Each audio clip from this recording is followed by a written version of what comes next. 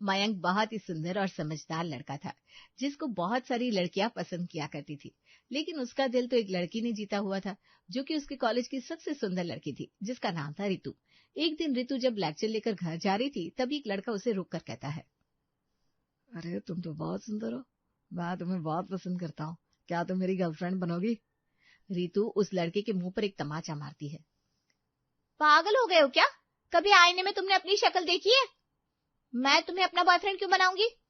रितु ये बोलकर वहां से चली जाती है और अपने दोस्तों के साथ खड़ा हुआ मयंक ये सब कुछ देख रहा था। अरे यार, ये रितु को देख, कितना एटीट्यूड है इसमें। सुंदर है तो क्या इस तरह इतराएगी? वो तो इतराएगी ना, आखिर वो सुंदर भी तो इतनी है। देखो कितने स्टाइलिश कपड़े पहनती है। बहुत ही खुश नसीब होगा वो आदमी जिसकी शादी इसके साथ होगी। पसंद तो यार मैं भी इसे बहुत करता हूँ, लेकिन कभी कुछ बोल नहीं पाता। मेरा भी हाल कुछ ऐसा ही है, बल्कि हम दोनों का क्या, कॉलेज का हर लड़का दीवाना है इसका। खैर छोड़। रोहन और मयंक दोनों बेस्ट फ्रेंड थे। दोनों कॉलेज में साथ आते, साथ जाते और साथ ही पढ़ाई करते। समय गुजरता है और गुजरते समय के साथ रोहन और मयंक को कॉलेज पास किए हुए अब 4 साल बीत चुके थे, इसलिए अब दोनों का कनेक्शन थोड़ा कम हो जाता है। एक दिन मयंक अपनी कार लेकर जब ऑफिस जा रहा था, तभी एक बाइक वाले से उसकी टक्कर हो जाती है और वो कार से निकलकर बाइक वाले पर चिल्लाने लगता है। जब गाड़ी चलानी नहीं आती तो उसे लेकर रोड पर निकलते क्यों? तुम्हें इतना समझ में नहीं आता कि किसी का भारी नुकसान भी हो सकता है? तभी रोहन भी अपने सर से हेलमेट हटाता है। मयंक उसे देखकर हैरान हो जाता है। अभी यार तू पूरे 4 साल बाद नजर आ रहा है, कैसा है? कॉलेज के बाद तो तू मुझे भूल ही गया। तो तूने भी मुझे कौन सा याद रखा? चल घर चल, तेरी भाभी के हाथ से तुझे चाय बनवा कर पिलाता हूँ। रोहन की बात सुनकर मयंक खुश हो जाता है। वो अपने ऑफिस की छुट्टी करके रोहन के साथ उसके घर जाता है। थोड़ी देर में साड़ी पहने, हाथों में चाय का कप लिए एक लड़की घूंघट में आती है।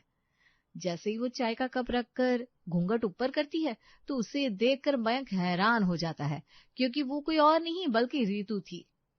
रितु, ये तुम हो? तुम्हें देखकर यकीन नहीं हो रहा। कॉलेज में तुम कितनी मॉडल बन के रहा करती थी, महंगी महंगी ड्रेस, महंगे परफ्यूम, महंगे सैंडल, और अब तुम्हारा ये लोग, ये देखकर तो मेरे होश ही उड़ गया। अब मेरी शादी हो गई ना, अगर मैं ऐसे नहीं रहूंगी तो और कैसे रहूंगी? रितु ये बोलकर चाय के कप को वहीं रखकर चली जाती है, जिसके बाद मयंक हैरानी से रोहन को देखने लगता है। ये लड़की तो किसी से ढंग से बात भी नहीं करती थी, फिर तूने इससे शादी कैसे कर ली? आखिर ये सब हुआ कैसे? अरे यार, मेरी शादी के लिए लड़की देख रहे थे और पंडित जी ने जो मुझे फोटोज दिखाई, उसमें रितु की भी फोटो थी। मैंने तो उसे देखते ही हाँ कर दिया, पर उसकी एक कंडीशन थी कि उसे हाउसवाइफ बनना है। अब हाउसवाइफ तो ऐसी ही रहती है, घूंघट करके, साड़ी पहन के। और सच कहूं तो मेरे घर वालों को भी क्या ऐसी लड़की चाहिए थी जो हाउसवाइफ बनकर रहे। फिर क्या, हो गई हमारी शादी। ये सब देखकर मयंक हैरान हो जाता है, क्योंकि रितु का तो पूरा लुक ही बदल गया था। ना बाबा ना, अगर हाउसवाइफ ऐसी लगने लगती है तो मुझे अपनी लाइफ पार्टनर वर्किंग चाहिए, हाउसवाइफ नहीं। एटलीस्ट वो बाहर जाएगी तो खुद को वेल मेंटेन करके रखेगी और सुंदर भी दिखेगी। इसलिए मैं तो भाई वर्किंग वाइफ को चूज करूंगा, ना कि हाउसवाइफ को। मयंक रोहन से विदा लेकर घर आता है। उसे इतनी जल्दी घर आया देख उसकी माँ हैरान हो जाती है। क्या बात है मयंक बेटा, रोज तो तू 8 बजे आता है, लेकिन आज तो तू बहुत जल्दी आ गया, कैसे? माँ वो क्या है ना, आज मुझे मेरे कॉलेज का दोस्त रोहन मिल गया था और मैं उसके घर चला गया, जिस कारण मुझे ऑफिस से छुट्टी करनी पड़ी। लेकिन समय कब बीत गया पता ही नहीं चला। आपको पता है उसकी शादी भी हो गई है। अरे बेटा, अब तो तेरे दोस्त की भी शादी हो गई। मुझे ऐसा लगता है कि तुझे भी अपना घर बसा लेना चाहिए। आखिर कब तक मैं इस पूरे घर की जिम्मेदारी अकेले संभालती रहूंगी? देखो माँ, मैं शादी करने के लिए तैयार हूँ, लेकिन मेरी एक शर्त है। मैं हाउसवाइफ वाली लड़की से शादी नहीं करना चाहता। मैं चाहता हूँ कि मेरी बीवी वर्किंग आए। अगर आपको कोई एतराज ना हो तो मैं भी घर बसाने को तैयार हूँ। सारिका को ये बात थोड़ी अजीब लगती है, जिस पर वो हंसते हुए कहती है, लेकिन बेटा, अब तेरे लिए वर्किंग वाइफ कहाँ से ढूंढ कर लाऊं मैं?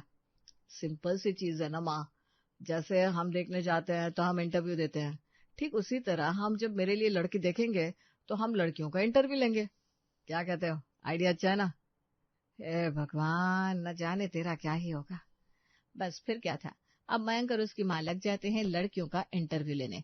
लेकिन मयंक को अपने लिए एक वर्किंग दुल्हनिया चाहिए थी। ऐसे ही एक दिन मयंक, जी मैं खाना बहुत अच्छा बनाना जानती हूँ और घर का काम भी बहुत अच्छे से कर लेती हूँ। ब्यूटी पार्लर का कोर्स भी किया है, सिलाई कढ़ाई का काम भी बहुत अच्छे से आता है। अरे वाह, तुम तो बहुत ज्यादा गुणी हो और बहुत समझदार भी हो।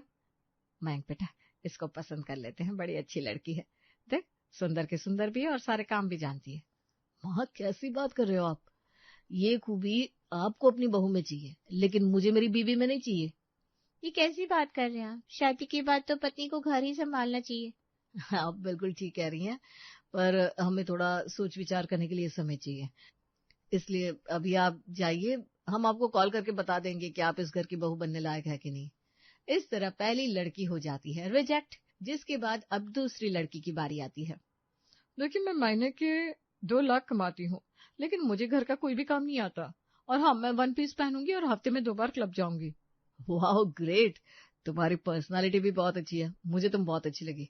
माँ, हम इस लड़की को फाइनल करते हैं। अरे पागल हो गया है क्या? माना कि लड़की 2 लाख कमाती है, लेकिन इसका मतलब ये नहीं कि अपना शरीर दिखाती फिरेगी और हफ्ते में 2 बार क्लब जाएगी। बाप रे, आस पड़ोस के लोगों को पता चलेगा तो क्या सोचेंगे वो लोग हमारे बारे में। इस तरह दोनों माँ बेटे मिलकर लगभग 3-4 महीने तक शादी के लिए कई लड़कियां देखते हैं, लेकिन उन्हें कोई भी लड़की समझ में नहीं आ रही थी। तभी मयंक के लिए एक रोशनी नाम की लड़की का रिश्ता आता है, जो कि नौकरी करती थी। मयंक अपने ऑफिस से घर आता है और उसे सारिका ने कहा, मयंक बेटा, ये देख, ये रोशनी की तस्वीर है और ये नौकरी भी करती है। अगर तुझे लड़की पसंद है तो मैं इससे तेरी शादी करवा देती हूँ। माँ, लड़की तो सुंदर है और वर्किंग भी है, मुझे शादी करने में कोई दिक्कत नहीं है। मयंक की बात सुनकर सारिका खुश हो जाती है, क्योंकि फाइनली मयंक को कोई लड़की तो पसंद आई। अब मयंक का रोशनी के साथ ब्याह हो जाता है, लेकिन उसे नहीं पता था कि अब उसकी जिंदगी पूरी तरह से बदलने वाली है। शादी के अगले दिन ही वो अपनी पहली रसोई में मैगी बनाकर नाश्ते में लगाती है। चलिए सब लोग नाश्ता कर लीजिए, उसके बाद मुझे ऑफिस भी निकलना है, आज मेरी बहुत इंपॉर्टेंट मीटिंग है। बहू, तो कैसे बात कर रही है? आज तेरा इस घर में पहला दिन है और तू आज ही काम पर जाने की बात कर रही है। फिर तेरी मुंह दिखाए की रस्म कब होगी? माँ जी, संडे को ना मेरी छुट्टी होती है, तो मैं शादी भी इसीलिए संडे को रखवाई थी। आप एक काम करिए ना, मुंह दिखाई की रस्म भी आप संडे के ही दिन करवा देना। और ये तुमने नाश्ते में क्या बनाया? तुम अपनी पहली रसोई में हम सबको मैगी खिलाने वाली हो? आप लोगों को मुझसे जो कुछ भी बनवाना है ना, संडे को बनवा लेना, क्योंकि आज मेरा ऑफ नहीं है। और वैसे भी मयंक, आपने तो कहा था कि आप घर में मेड रखेंगे। कोई बात नहीं, मैं अपने ऑफिस में बोलकर किसी मेड का अरेंजमेंट कर देती हूँ, एक साफ सफाई के लिए और एक रसोई के काम के लिए। रोशनी ये बोलकर अब काम के लिए निकल जाती है। सारिका अपनी नई बहू के हाव भाव देखकर परेशान हो जाती है। ऐसे ही उनकी शादी को भी 1 हफ्ता बीता था कि रोशनी ने घर में 10-10 हजार की 2 मेड लगवा दी। अब सारा काम नौकरानियां किया करती थी। रोशनी सुबह काम पर निकलती और शाम को घर आती। सारिका शाम की चाय पीते हुए खुद से कहती है, घर में बहू आने का कोई फायदा ही नहीं है। उस समय भी मैं घर में अकेले पड़ी रहती थी, अभी भी अकेले ही पड़ी रहती हूँ। सारिका अपने बहू बेटी की वर्किंग लाइफ से बहुत ज्यादा परेशान रहती थी। ऐसे ही 1 महीना गुजरता है। अब रोशनी अपनी तनख्वाह के 20,000 रुपए अपने ससुराल वालों को देते हुए कहती है, ये लीजिए मेरी तनख्वाह, पूरे 20,000। आप लोगों को इसमें से जो भी खर्च करना है आप लोग कर लेना। ये क्या रोशनी, तनख्वाह के नाम पर 20,000 दे रही हो? 10-10 हजार की तो 2 मेड लगा दी है तुमने। तो क्या हुआ, आपने कभी मेरी सैलरी तो मुझसे पूछी नहीं थी। बस आपको एक वर्किंग वाइफ चाहिए थी तो आपको मिल गई। और आपके अंदाज से तो नहीं लगता कि आपको बीवी की कमाई चाहिए, है ना? ले और कर ले वर्किंग वुमन से शादी। तुझे ही चाहिए थी ना काम करने वाली बीवी, झेल ले अब अपनी बीवी को। अरे मयंक जी, मेरे किराए भाड़े के लिए 5,000 तो दीजिए, वरना मैं आऊंगी जाऊंगी कैसे? मयंक तो ये सुनकर हैरान हो जाता है, जिसके बाद रोशनी को उसके दिए हुए 20,000 में से 5,000 निकाल कर देता है, जिसे देखकर रोशनी कहती है, अरे मैं ना आपको बताना भूल गई थी, शादी से पहले मैंने ये नया मोबाइल खरीदा, पर उसकी किस्त जाती है 5,000, तो आपको मुझे 5,000 और देने होंगे। ये सुनकर मयंक के चेहरे की सारी रंगत उड़ जाती है। वो रोशनी को 5,000 और देता है, जिसके बाद 10,000 वो रोशनी के जाने के बाद अपनी माँ को देने लगता है।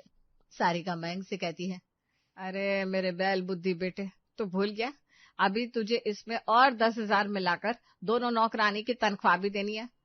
सही सबक मिला है मेरे बैल बुद्धि बेटे को। और ला वर्किंग वुमन। सारिका मयंक को सुनाकर चली जाती है। रोशनी तो उसकी कोई भी बात नहीं सुनती थी, इसलिए रोशनी जब भी कुछ गलती करती तो सारिका मयंक को सुनाने लगती। मयंक भी इन सब चीजों से बहुत परेशान हो गया था। ऐसे ही एक दिन जब रात के समय मयंक अपने ऑफिस से थका हारा परेशान घर आता है तो आते ही चिल्लाते हुए आवाज देता है, रोशनी, रोशनी कहाँ हो, तुम बाहर आओ। रोशनी और सारिका नीचे आते हैं। सारिका उसे इस तरह से परेशान और चिल्लाता हुआ देखकर सवाल करती है, क्या बात है मयंक बेटा, इतना परेशान क्यों है और रोशनी बहू को इस तरह चीख कर पुकार क्यों रहा है? माँ, आपकी बहू ने काम ही ऐसा किया, अपनी सैलरी के 20,000 में से 10-10 हजार रुपए की नौकरानियां लगवा दी, फिर इसकी ईएमआई में भरता हूँ, इसकी नौकरी पर जाने के पैसे मैं देता हूँ, और ये मैडम मेरा क्रेडिट कार्ड लेकर गई और 20,000 की शॉपिंग करके आ गई। सारिका भी ये बात सुनकर हैरान हो जाती है। वो रोशनी को कुछ भी नहीं कहती और अपने बेटे पर ही चिल्लाती है, तो तुझे ही तो चाहिए थी ना वर्किंग पत्नी, अब क्या हुआ है? अब पसंद नहीं आ रही वर्किंग वुमन? या यूं बोलूं, अब सब तेरा मजाक बना रहे हैं तेरी कहानी सुनकर। रोशनी ने अपनी सास और पति की बात सुनकर कहा, आप मुझ पर बेकार में क्यों चिल्ला रहे हैं? इसमें मेरी कोई गलती नहीं है। अब क्या एक पत्नी अपने पति के पैसों पर हक भी नहीं दिखा सकती? अगर मैंने थोड़ी शॉपिंग कर भी ली तो क्या हो गया? और माँ जी, मेरा एक कैश ऑन डिलीवरी आने वाला है, यही कोई 10,000 का, तो आप मयंक जी से 10,000 लेकर उसे दे देना। रोशनी ये बोलकर कमरे में चली जाती है। अब मयंक रोशनी की हरकतों से बहुत ज्यादा परेशान होने लगता है, लेकिन उसकी माँ सारिका तो उसकी एक भी बात सुनने को राजी नहीं थी, क्योंकि ये सब कुछ किया कराया खुद मयंक का ही तो था। ऐसे ही एक दिन जब पूरा परिवार साथ में खाना खा रहा था तो मयंक के मन में एक बात आती है, अगर मैं किसी भी तरह रोशनी को खाना बनाने के लिए मना लूं तो कम से कम मेरे 10,000 तो बच ही जाएंगे। मयंक अब मन ही मन ये सोचने लगता है और थोड़ी देर बाद अपनी पत्नी से कहता है, रोशनी, मुझे ऐसा लगता है कि नौकरों के हाथ का खाना खाना अच्छा नहीं होता, तबीयत भी जल्दी खराब होती है और खाने में ना वो स्वाद नहीं आता जो होना चाहिए। क्यों ना ऐसा करे कि सुबह का खाना माँ बना ले, रात का खाना तुम आकर बना दो। मयंक इतना बोलकर सारिका की तरफ आंख मारता है। ये देखकर सारिका कहती है, रोशनी बेटा, झाड़ू पोछा वाली नौकरानी को भी रहने देते हैं और खाना बनाने वाली नौकरानी को भी निकाल देते हैं। एक समय का खाना तुम बना लेना, एक समय का खाना मैं बना लूंगी। अरे माँ जी, मैं ऑफिस में काम करके थक जाती हूँ। 10 to 7 की मेरी नौकरी होती है। 7 बजे छुट्टी करके मैं 8:30 के करीब घर आती हूँ, और आप चाहते हैं कि मैं आराम करने की जगह खाना बनाने सीधा रसोई में जाऊं। अगर आप दोनों समय का खाना बना सकती है तो आप नौकरानी को हटा दो, क्योंकि मेरे बस की तो नहीं है ऑफिस से आकर काम करना। सारिका ये सुनकर चिढ़ जाती है। उसे लगता है कहीं मयंक खुद ना कह दे कि नौकरानी हटा देते हैं और सारिका दोनों समय का खाना बना देगी। इसलिए सारिका बात को संभालते हुए कहती है, एक काम करते हैं, खाना तो नौकरानी से ही बनवाते हैं। वैसे मैं भी ना कभी कभी अपनी सहेलियों के साथ इधर उधर निकल जाती हूँ, बेकार में तुम्हें परेशानी होगी खाना ना मिलने पर। इस तरह सारिका भी मयंक की इस गलती से अपना पल्ला झाड़ लेती है। अब मयंक की गलती मयंक को ही भुगतनी थी। कुछ ही देर में इस तरह सभी लोग बैठकर खाना खा रहे थे, तभी मयंक के पास रोहन का कॉल आता है। कैसा है यार तू मयंक? जिस दिन तू मेरे घर आया उस दिन के बाद तो तू जैसे गायब ही हो गया। अरे बार बार भूल जाता है क्या कि तेरा एक बेस्ट फ्रेंड भी है जिसका नाम रोहन है? कहीं ऐसा तो नहीं कि कॉलेज की सबसे सुंदर लड़की को मेरी पत्नी के रूप में देखकर तुझे सदमा लगा? वैसे अब वो पहले की तरह सुंदर नहीं है, बल्कि बहन जी लगती है, और लगेगी क्यों नहीं, हाउस वाइफ जो है। लेकिन तेरे तो मजे हैं। सुना है तेरी बीवी वर्किंग है, उसकी तो पर्सनालिटी भी बहुत अच्छी होगी। हाँ भाई, वो तो है। वैसे थोड़ा काम में बिजी हो गया था तो कुछ ज्यादा ही स्ट्रेस रहता है। और तू भी तो मेरी शादी में नहीं आया। कोई बात नहीं भाई, मैं भी तो नौकरी करता हूँ, और तू जानता है मेरी वाइफ हाउस वाइफ है। अच्छा सुन, मेरी पत्नी ना कल मायके जा रही है, तो रात को हम सब दोस्तों ने मिलकर पार्टी करने का प्लान बनाया है। तू भी रात के 10 बजे आ जा मेरे घर। हाँ हाँ भाई, जरूर आऊंगा। वैसे भी तुम दोस्तों के साथ महफिल जमाए बहुत समय हो गया है। मेरा भी बहुत मन कर रहा है तुमसे मिलने का, तो जल्दी ही मिलता है, ठीक है? हाँ, मैं तेरी शादी में नहीं आया और तू मेरी शादी में नहीं आया, तो हिसाब बराबर हो गया। लेकिन देख, अब मुझे धोखा मत देना और कल की पार्टी में आ जाना। वैसे भी मेरी बीवी हाउस वाइफ है और कई दिनों बाद घर से जा रही है, तो मैं ये मौका खोना नहीं चाहता। रोहन ये बोलकर कॉल कट कर देता है। मयंक भी ये सोचकर खुश था कि कम से कम एक दिन तो उसे चैन से अपने दोस्तों के साथ समय बिताने का मौका मिलेगा। लेकिन जैसे ही अगले दिन रात के 10 बजे वो अपने कॉलेज के दोस्तों के साथ पार्टी कर रहा था तो सब उसकी तारीफ करने लगते हैं। क्या बात है भाई, तेरे तो मजे ही है, मजे हैं। तूने वर्किंग वाइफ से शादी की है, तुझे तो उसका खर्चा भी नहीं उठाना पड़ता होगा और वो घर के कामों में भी मदद करती होगी। मानना पड़ेगा, तू और तेरी माँ बहुत नसीब वाले हो, तभी तो तुम्हें बहू के रूप में लक्ष्मी मिली है। और मेरी जिंदगी देखो, कॉलेज की सबसे सुंदर लड़की से शादी की थी, लेकिन हाउस वाइफ बनकर बैठ गई। जब देखो घर के कामों में लगी रहती है और घर में रहकर हर समय चिड़चिड़ी और झगड़ा करती रहती है। कोई फाइनेंशियल सपोर्ट नहीं। कभी कभी तो लगता है रितु से शादी करके बहुत बड़ी गलती करती। जहां सभी लोग मयंक की बीवी की तारीफ कर रहे थे, वहीं मयंक मन ही मन पछताते हुए खुद से कहता है, अब इन लोगों को मैं कैसे समझाऊं कि मैं अपनी वर्किंग वाइफ से खुश नहीं बल्कि इनसे दुगना परेशान हूं। और इससे अच्छा मैं एक हाउस वाइफ ले आता। कम से कम मुझे ये तो पता होता कि उसका सारा खर्चा मुझे उठाना है, लेकिन वर्किंग वाइफ को लाने के बाद भी उसका सारा खर्चा मुझे ही उठाना पड़ रहा है। माना कि वो फिट और सुंदर है, लेकिन ऐसी सुंदरता का मैं क्या करूं जिसमें मेरे आधे पैसे खर्च हो जाते हो। अरे भाई, कहाँ हो गया? हम यहाँ तुझे इतनी जरूरी बातें कर रहे हैं और तू न जाने किस दुनिया में खोया है। हाँ हाँ भाई, मैं बहुत खुश हूँ। मेरी बीवी मेरा बहुत अच्छे से ख्याल रखती है, घर भी पूरा संभालती है और वर्किंग भी है। मजे ही मजे हैं मेरे तो। इस तरह मयंक अपने दुखों को छिपाकर अपने दोस्तों के आगे झूठ बोल देता है, पर सच क्या था ये सिर्फ मयंक जानता है।